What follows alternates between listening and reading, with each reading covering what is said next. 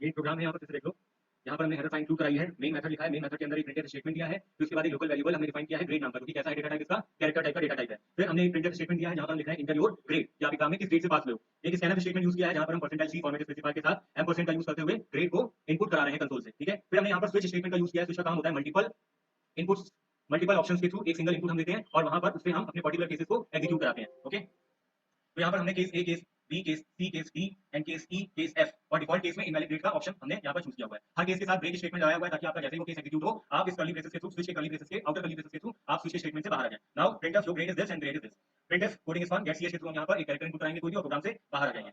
अब इस प्रोग्राम को हम रन कराते हैं, GCC switch example.c -o switch compile हुआ, कंपाइल होने के बाद हमने पर्टिकुलर फाइल नेम दिया और रन कराया SV Infotech west student enter your grade. अगर आपके ग्रेड ए है यानी कि आप एसवी इन्फोटेक में पढ़ चुके हैं, और अगर आपका ग्रेड एफ है यानी आप एसवी इन्फोटेक में अभी तक नहीं पढ़े हैं, तो जल्दी से जल्दी एनरोल कराइए, ठीक। तो ये प्रोग्राम था स्विच स्टेटमेंट को यूज करने का, ओके।